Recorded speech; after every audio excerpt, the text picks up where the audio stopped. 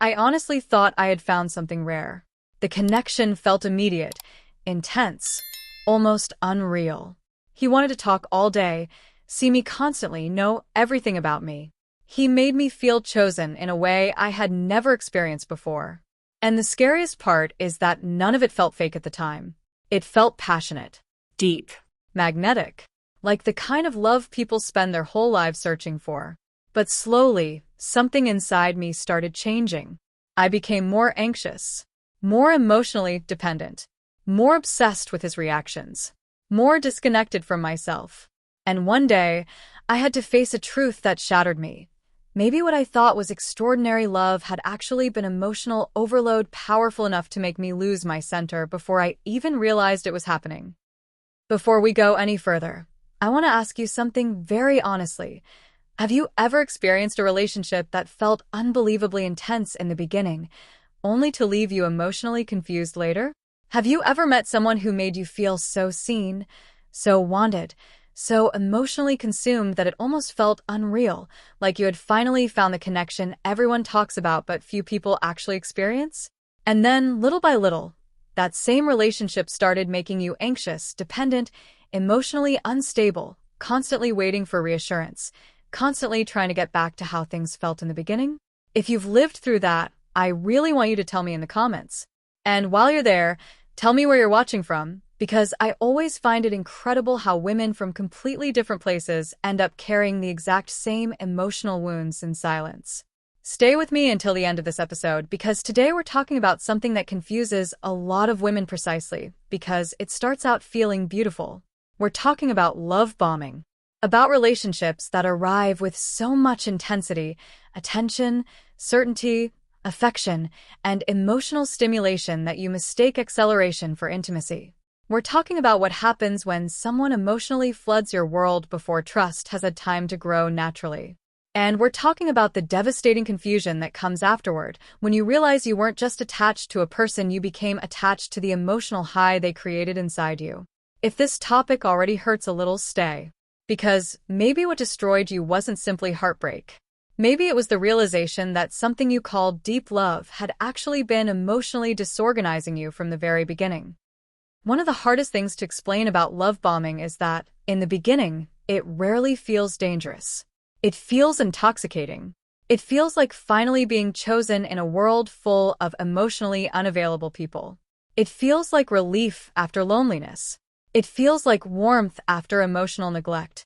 It feels like finding someone who is absolutely certain about you, someone who wants you openly, intensely, urgently, without hesitation. And that certainty can be deeply seductive, especially for women who have spent years receiving mixed signals, inconsistency, emotional distance, breadcrumbing, or relationships where they constantly had to wonder how the other person felt. So when someone suddenly comes in with overwhelming attention, overwhelming affection, overwhelming emotional intensity, the nervous system often interprets that as safety. But intensity is not always safety. And that is one of the most painful realizations a woman can have after a relationship like this ends. Because at first it feels magical. The person wants to talk constantly. They say things like, "I've never felt this way before. You're different from everyone else. I feel like I've known you forever. You're exactly what I've been searching for." The connection accelerates quickly. The emotional closeness becomes intense very fast. There are long conversations, emotional vulnerability, future plans, endless attention, romantic urgency, constant reassurance, and a feeling that something extraordinary is happening. And when you are inside that experience, it is very hard not to call it love. The problem is that real intimacy usually develops slowly enough to allow clarity, observation, and emotional grounding to exist alongside attraction. Love bombing bypasses that process. It creates emotional immersion before emotional stability. It pulls you into intensity before you've had time to see consistency. And because the emotional stimulation is so high, your critical perception starts getting quieter. You don't enter carefully. You get swept in. That is why these relationships become so psychologically confusing later. Because when the dynamic changes, and it almost always does, the woman is not only dealing with heartbreak. She is dealing with emotional withdrawal from an experience that flooded her nervous system with intensity from the very beginning. And once the inconsistency starts, once the hot and cold behavior appears, once the attention becomes unstable, once the emotional certainty disappears, something terrifying can happen. She starts chasing the beginning. Not just the person, the feeling, the emotional high, the sense of being intensely chosen, the fantasy of rare connection, the version of herself that existed when everything felt cinematic and full of possibility. And this is where the confusion becomes devastating. Because now she doesn't know if what she's feeling is love, anxiety, attachment, withdrawal, emotional dependency, or grief over losing a version of reality that may never have truly existed in a stable form to begin with. That confusion destroys women quietly, not because they are weak, not because they are naive, but because emotional intensity can create a bond powerful enough to override discernment before trust has actually been earned. And today I want to talk about that. About the kind of relationship that feels like the deepest thing you've ever experienced, and then leaves you emotionally shattered trying to understand why something that felt so beautiful ended up making you low. Essay yourself. Let's imagine Emily's story. Emily met Ryan during a period of her life when she wasn't desperately searching for a relationship. If anything, she had become more cautious. She had already experienced emotionally unavailable men, confusing situationships, people who disappeared the moment things became real. So when Ryan entered her life with certainty, intensity, and emotional openness, it felt almost unbelievable. From the very beginning, he came in strong. Not aggressive strong. Not obviously manipulative. Just overwhelming in a way that felt incredibly flattering. He texted constantly. He remembered details. He said things that made Emily feel deeply seen. Within days, he was telling her, "I've never connected with someone this fast. You make me feel calm in a way I've never felt before. I don't want to play games with you. You're exactly what I've been looking for." And because he sounded emotionally sincere, Emily relaxed into it. That's one of the most important things to understand about love bombing. It doesn't always feel fake. Sometimes the person genuinely seems emotionally overwhelmed too. Sometimes they truly believe what they're saying in the moment. That's part of what makes it so psychologically confusing later. Ryan made Emily feel chosen. Not casually wanted. Intensely wanted. He wanted to see her constantly. They talked late into the night. Conversations became emotionally intimate incredibly fast. He talked about future trips, future plans, future memories before the relationship had even had time to develop naturally. And because the emotional intensity was so high, Emily started attaching quickly without even realizing how fast it was happening. Her nervous system adapted to him fast. His texts became part of her emotional rhythm. His attention became emotionally regulating. His excitement became addictive. And honestly, Emily thought this was what deep love was supposed to feel like. Passionate, consuming, magnetic.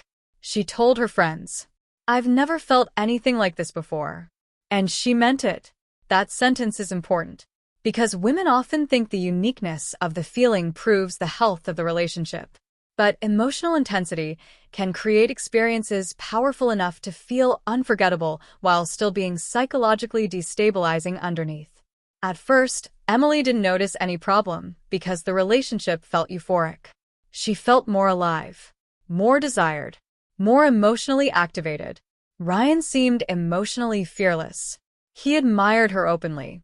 He reassured her constantly. He made her feel special in ways that touched very old emotional needs inside her. But then something shifted. Not suddenly, gradually. Ryan was still affectionate, but no longer consistent. Some days he felt intensely connected. Other days he became harder to read. Colder, slightly distant, less responsive, less emotionally available. The contrast hit Emily harder than she expected, because the beginning had been so emotionally full that even small reductions in attention now felt enormous. When Ryan pulled back, Emily didn't just notice it. Her body reacted to it. She became anxious, hyper-aware, emotionally vigilant. If he took longer to reply, she felt it immediately. If his tone changed slightly, she spiraled internally. If he became warm again, she felt overwhelming relief. And slowly, without realizing it, Emily stopped simply enjoying the relationship and started emotionally orbiting it. That is where the damage begins. Because now the relationship is no longer just part of her life. It becomes the emotional center regulating her nervous system. And once that happens, confusion enters the picture fast. Emily started asking herself questions constantly. Why does this feel so unstable now? Why do I feel addicted to his attention? Why does every shift in energy affect me so deeply? Why do I feel euphoric one day and emotionally wrecked the next? But because the beginning had felt so magical, she kept assuming the real version of the relationship was the intense beginning. She interpreted the inconsistency as stress, fear, emotional unavailability, confusion, timing, trauma, anything except what it actually was, a dynamic that had accelerated emotional attachment faster than stability could support. And that misunderstanding kept her trapped much longer. She realized. The most psychologically dangerous part of love bombing is not just the intensity itself. It's the contrast that comes afterward. Because once someone floods your emotional world with attention, certainty, affection, and stimulation, your nervous system adapts to that emotional level incredibly quickly. What felt extraordinary at first starts becoming the emotional baseline your body expects. And when that intensity becomes inconsistent, your system doesn't experience it casually. It experiences it as loss. That's exactly what happened to Emily. At the beginning, Ryan made her feel emotionally saturated in the best possible way. There was always connection, always attention, always reassurance, always emotional energy flowing toward her. And when you spend enough time inside that kind of emotional environment, your body starts associating that intensity with safety, closeness, and love. But then the inconsistency began. And inconsistency after emotional flooding creates a very specific kind of psychological confusion. Because now Emily wasn't only attached to Ryan himself. She was attached to the emotional state he had created inside her during the beginning of the relationship. That distinction matters. She wasn't just missing him when he pulled away. She was missing the version of herself that existed when she felt intensely wanted. The emotional high, The certainty. the dopamine, the fantasy, the feeling of being chosen completely. And because Ryan occasionally returned to that original intensity, Emily kept believing the magical beginning was still recoverable. That's how intermittent reinforcement traps people emotionally. The warmth disappears, then suddenly comes back, then disappears again, then returns just strongly enough to reactivate hope. And each return strengthens the attachment even more. Emily started living emotionally between emotional peaks and emotional withdrawals. When Ryan became intensely affectionate again, she felt immediate relief. Her anxiety softened. Her body relaxed. She felt loved again. But when he became distant afterward, the emotional drop became brutal. That cycle started affecting every part of her life. She struggled to focus. She checked her phone obsessively. Her mood became dependent on his energy. Her sense of stability became fragile. And because she still believed this relationship was uniquely special, she kept interpreting her emotional dependency as proof of deep love instead of emotional dysregulation. That confusion destroys people quietly. Because from the inside, it feels romantic. It feels like, I just love him so much. I've never connected this deeply before. I can't let go because this relationship means too much to me. But many times, what the woman is actually experiencing is a nervous system that became chemically attached to emotional unpredictability after being conditioned by extreme intensity early on. And the cruelest part is that the woman usually blames herself first. Emily started thinking, maybe I'm too attached. Maybe I'm too emotional. Maybe I'm becoming needy. Maybe I'm ruining this by wanting reassurance. But her reactions didn't come out of nowhere. They were happening inside a dynamic that had emotionally accelerated attachment before trust, stability, and consistency had actually been built. That's why love bombing can feel so devastating later. Because the woman isn't only grieving a relationship. She's grieving the collapse of an emotional universe that once felt euphoric enough to reorganize her entire internal world. And when that universe starts breaking apart, she often feels like she's losing herself with it. The saddest part is that Emily didn't realize she was losing herself while it was happening. She only realized it afterward. At first, she thought she was simply deeply in love. But little by little, the relationship stopped expanding her life and started consuming it emotionally. She became hyper-focused on Ryan's moods, hyper-aware of his responses, emotionally dependent on reassurance. She stopped feeling emotionally steady on her own. And this is where love bombing becomes incredibly dangerous psychologically. The woman begins organizing her emotional stability around the other person's attention. If he was warm, she felt safe. If he pulled away, she spiraled. If he came back intensely, she felt euphoric again. That cycle slowly disconnected Emily from herself. Her body lived in anticipation. Her mind lived in analysis. Her emotions lived in reaction. And because the relationship had started with such overwhelming emotional intensity, she kept romanticizing the very thing that was destabilizing her. That's what took the longest to understand. The beginning had felt so extraordinary that Emily kept treating the relationship like something sacred long after it had started damaging her emotionally. She thought the intensity proved the connection was real. But intensity alone proves nothing except emotional activation. Real love does not require you to abandon your center in order to keep feeling connected. It does not leave you emotionally starving between moments of affection. It does not train your nervous system to survive on inconsistency. It does not make your peace dependent on whether someone is emotionally available today. And once Emily finally saw that clearly, something painful happened. She realized she wasn't only grieving Ryan. She was grieving the fantasy created during the beginning of the relationship. The fantasy that this was rare, Destined. Extraordinary. different from everything else. She realized she had spent months chasing the emotional atmosphere of the beginning instead of facing the reality of the pattern. That realization shattered her, because now she had to confront something terrifying. Maybe the strongest thing she had ever felt was also one of the most emotionally destabilizing experiences of her life. And honestly, that realization creates enormous grief. Not only because the relationship hurts, but because the woman starts questioning her own perception. How did something that felt so beautiful leave me this broken? How did I confuse emotional flooding with intimacy? How did I lose myself this much without noticing? The answer is not because she was weak. It's because intense emotional stimulation can override discernment faster than people realize, especially when it touches unmet emotional needs, loneliness, longing, hope, or the desire to finally feel fully chosen. Emily did not fall apart because she loved too deeply. She fell apart because she entered a dynamic where intensity created attachment before emotional safety had actually been earned. And once she understood that, the pain didn't disappear instantly. But the confusion slowly started breaking. Because now she could finally stop asking, "How do I get the beginning back?" and start asking the question that actually mattered. Why did something that felt like love leave me so disconnected from myself? So let me close this episode with something I wish more women understood before losing themselves inside dynamics like this. Not everything that feels powerful is healthy.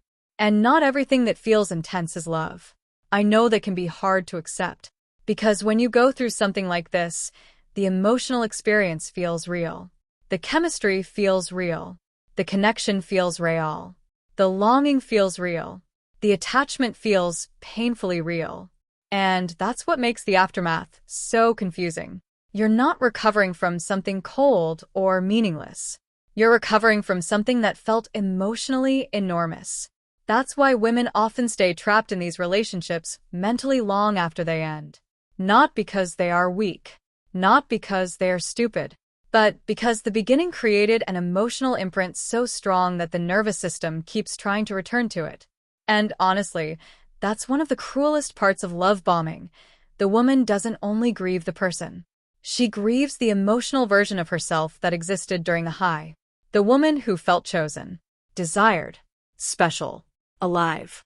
emotionally flooded with certainty and attention. That emotional state becomes incredibly difficult to let go of. And when the relationship starts becoming inconsistent, confusing, emotionally unstable, or even painful, she keeps comparing reality to the beginning. She keeps thinking, maybe we can get back there. Maybe the real version of him is the one from the beginning. Maybe this distance is temporary. Maybe if I love him correctly, the magic will return. But this is the question that changes everything. What if the beginning was not proof of emotional depth? What if it was emotional acceleration powerful enough to bypass discernment? That realization hurts deeply because it forces a woman to confront something terrifying. She may have trusted intensity more than consistency. She may have mistaken emotional flooding for intimacy. She may have confused being emotionally consumed with being emotionally safe. And please hear me carefully when I say this. That does not make her foolish. Love bombing works precisely because it activates some of the deepest emotional longings most human beings carry. The longing to feel special, deeply chosen, fully desired, emotionally prioritized, intensely connected. There is nothing pathetic about wanting that. The problem begins when the relationship becomes emotionally destabilizing while the woman keeps romanticizing the very thing that is hurting her. Because eventually the cost becomes too high. Her peace disappears. Her emotional center weakens. Her self-trust erodes. Her nervous system lives in anticipation. Her life begins revolving around emotional unpredictability. And slowly, what once felt euphoric starts becoming psychologically exhausting. That's what Emily finally understood. The relationship did not destroy her because she loved too much. It destroyed her because the dynamic trained her nervous system to survive on emotional extremes. It made her dependent on intensity while starving her of consistency. It taught her to interpret anxiety as passion and emotional withdrawal as proof that she needed to fight harder for the connection. But healthy love does not force a woman to abandon herself in order to keep feeling connected. Healthy love does not leave her emotionally starving between moments of affection. It does not require confusion to feel exciting. It does not destabilize her sense of self in order to feel passionate. And once Emily understood that, the grief slowly changed shape. She stopped chasing the beginning, stopped trying to resurrect the fantasy, stopped asking, how do I get him back? And started asking the question that finally brought her back to herself. Why did something that felt so beautiful leave me this emotionally broken? That question gave her clarity. Because clarity is what finally breaks the spell. And sometimes healing begins the moment a woman realizes, I was not addicted to love. I was attached to emotional intensity that made me feel alive while quietly disconnecting me from myself. That realization is painful, but it is also freedom. Because once you stop romanticizing the chaos, you finally become capable of protecting your peace more than you protect the fantasy. And TH. That changes everything. Now I really want to hear from you. Tell me in the comments, have you ever experienced a relationship that felt unbelievably intense in the beginning and later realized it had emotionally destabilized you? When did you first notice that the connection was no longer making you feel grounded, but anxious, dependent, confused, or emotionally exhausted? Was there a moment when you realized you were no longer chasing the person, you were chasing the feeling the beginning created inside you? Share your story here, because there are so many women silently blaming themselves for loving too much, when in reality they were caught inside a dynamic designed around emotional intensity and inconsistency. And if this episode spoke to you, like the video, share it with someone who needs to hear this conversation, and subscribe to the channel so you don't miss the next episode. Because sometimes the most important healing moment in a woman's life is not when she stops missing someone. It's when she finally understands why something that felt so magical ended up hurting her so deeply.